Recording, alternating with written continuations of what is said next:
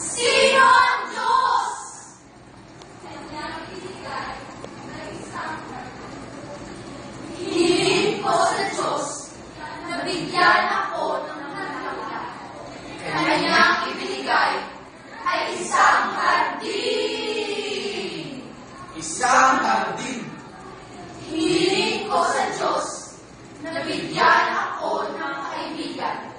Kanyang ibigay ay ikaw, kayo.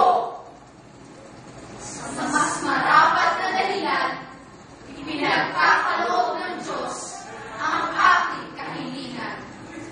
Sa kaligayahan, pinupuri ko ang Diyos. Sa kalungkutan, hinahanap ko ang Diyos. Sa katahimikan, sinasamba ko ang Diyos.